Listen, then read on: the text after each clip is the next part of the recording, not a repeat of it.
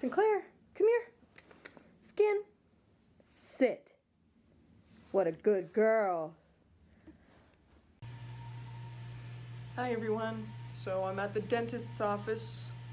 I got a pretty penny to pay for a new tooth, but at least I get it same day, so good for me.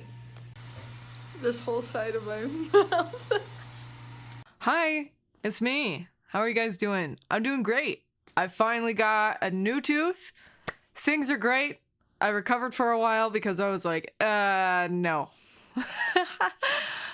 Today I wanted to do some drawing on camera, show what I've done this week, and also talk about some subjects that have kind of been itching in the back of my mind. One of which is about community, and I think you guys will like it, so let's get into it, huh? Trying a new angle. Let's see if it works, huh? See if it captures my drawing. I've watched a lot of interviews with creative people. Whether it's the most popular interviews on YouTube like Araki or Miyazaki, or the more fringe like Go Nagai or Monkey Punch. The trend I've noticed among them all is that these guys have a community. A lot of artists, no matter their medium, have places they go to work. People they interact with on a regular basis. Those of whom typically match their skill or knowledge, sometimes even surpassing them. I always knew community was an important aspect of creating shit, but I didn't know how bad I needed it until recently. To explain that, I have to dive into who I am. This past week, I was recovering from financial grief. If you're not too sure how much a new tooth costs in America, I'll save you the trouble. As far as I'm concerned, the more ignorant you are about monetary dilemmas, the better. I found myself being cooped up in my apartment while I tried to squirrel away what little bits of cash I could. In that time, I reflected on the social interactions I was missing out on, like the kind cashier at 7-Eleven that's always a little too happy, or the old pilot at the lake who took photos of those crazy stick-stealing coots, or my friends who I meet up with every week to play D&D. Despite having all of these people in my life, did I have anyone I could get feedback from? Sure, I have friends who draw, but I just didn't feel like they were being earnest. See, I suffer from MRS, or commonly known as quote-unquote mother's refrigerator syndrome. The dreaded hollow praise derived out of love. While the praise is nice and encouraging, it lacks honesty. Don't get me wrong, I believe blind encouragement from those you love is good. The flaw lies within one's need to grow. No one grows from being told they are flawless. In many indirect ways, fate usually gives us a crude nudge on where we need to go. The catch is, you have to be listening. I've always listened to my gut, and constantly it would tell me I wasn't good enough. I just didn't know what I was doing wrong. I'd ask my art friends, but how could they tell me it was bad?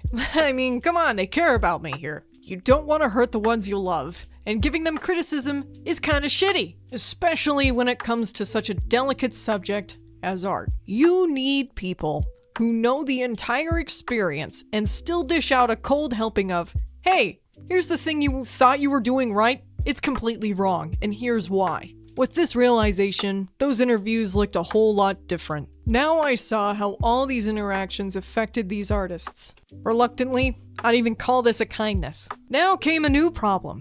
How do I find something like that? Well, actively seek out love and you're bound to be burned. That's what happened to me. Years and years I tried to find something, always getting the weird blunt end of the stick. From the crashing waves of abundant mental breakdowns, to the crowded fields of clout chasing where vanity rules, and finally, the looming mountains, already conquered with greedy guides screaming, "Good luck, fuckers! I'm not qualified to teach, now pay me $400 fucking dollars!"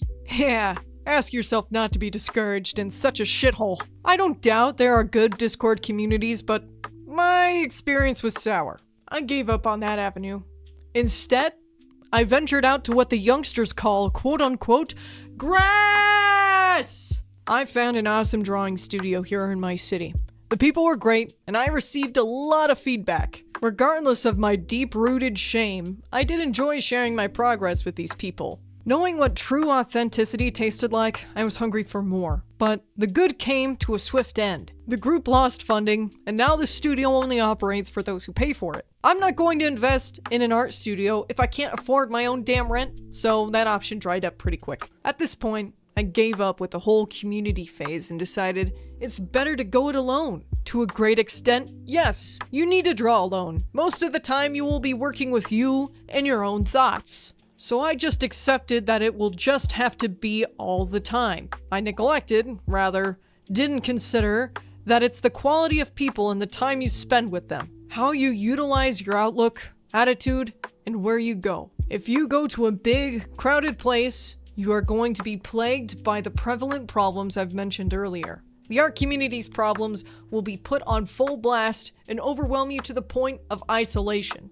It did that to me many times. Drawbox, Mark Bernay, any YouTuber with more than 10,000 subscribers, really. Even the smaller ones were sometimes extremely nauseating. It wasn't until I got that succulent taste again, I decided to give a small Discord community a try. You see, this just happened last week. Next week, for all I know, I will be bitching about the shitty problems of the art community again. But for now, I want to sing some praises. I admit, I'm reluctant to even share this community with the internet, because if I do, what if this video blows up? I don't know how the algorithm works, and the next thing you know, I've lost my secret little treasure. My little treasure, I use my little fingers to hold. My little treasure! So, the secret Discord, what do I get from it? Beyond just feedback, I have people to talk to about art that are relatively my age. Now, no shade to the younger demographic, but I'm about to quote-unquote hit the wall. Talking to tots who froth at memes makes the wrinkles in my brain twinge at a rapid rate. I believe I may be suffering from constant strokes, but I don't really know. There's a certain insecurity that many geriatric folk like myself experience in the art community. Shame on you older folks for not starting art at earlier points in your lives! Disgrace! Fuck you! Beyond entering the old folks' home, I enjoy the attitudes there. I typically get frustrated with people who say, quote-unquote, attitude matters. I always get the impression that they're not being genuine. But man, I am going to be one of those people right now. These people, all they want to do is improve. Some of these artists are amazing, and I gawk at their art. But instead of gatekeeping, they are fairly open about their trials and tribulations. The people in the server don't hate on themselves if they aren't at the skill level they want to be. I mentioned this earlier, but screaming that you are going to throw yourself off a building because you aren't Leonardo da Vinci doesn't solve your fucking problem. Not only is it sad to hear, it's discouraging. I understand that it is a mental issue, and I'm not equipped to deal with that, and I'm not afraid to admit that, but I am not a guru. I can't fix your pain, and I most certainly can't force you to love your failures. I can only do what I can for my life and the attitude I choose to put out there. And that's one of fun! Now here comes the good parts. I love screaming on a Discord call while I gesture draw, enjoying people's reflections and learning from them. I haven't had this much fun in doing art in a very long time. If there is anything I want you all to take away from this scripted rant about the art community, it's this. Don't hate your art. Don't proclaim that you're going to play in a highway because you aren't where you want to be. And for God's sakes, have some damn fun. I mean it. Think about the last time you had fun doing art. Are you having fun drawing boxes ad nauseum? Are you having fun learning anatomy? Are you making the commitment to have art as a fun thing to do? Ask yourself how you can make it fun. You can't force yourself to have fun, but at least you can try to make it easier to have fun. All right. Now it's time to look at the art I've done this week, or these past 2 weeks, because I'm very bad with deadlines, as I've learned recently. This one is from a week ago, or something. I don't remember when I drew it, but this is a very fruitful study. It really shown me that I can use proportions, and I must practice more at it. I would like for the proportions to become more intuitive as time goes on. So far, it's getting there very slowly. I think probably one of the hardest disciplines that you can tame in art is proportion. Having this sort of turned out, yeah, it's pretty encouraging. These are the gestures I've done with the Discord group. We called these panic sessions, 45-second gestures that were pretty fun. As you can see, I've been using my drawing tablet more. Here was a challenge that was in the server. This was a pretty eye-opening experience to me, I never really did a photo study with values before. There was a lot I had to learn and I got positive feedback. I think this was really enlightening, and honestly, breaking the fear barrier with other people was great. I think I might be developing the artist's eye. These were done in a cafe. I know they're not the greatest, but I felt really weird thinking about the proportions from Loomis's figure drawing book. Clavicle, nipple, navel, crotch. Those are the key words I would reiterate to remember the proportions where I did these gestures. You're welcome. I ruined your mind when you draw in public, too.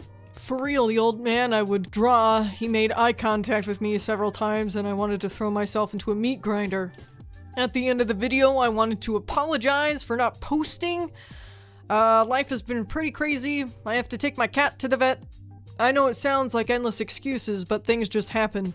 That's a part of being an adult that you accept, and you put the things that aren't very important to you on the back burner. And unfortunately, that's YouTube for me at the moment.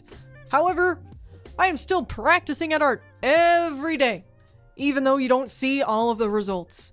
And maybe you will see the results if you tune in more to my channel.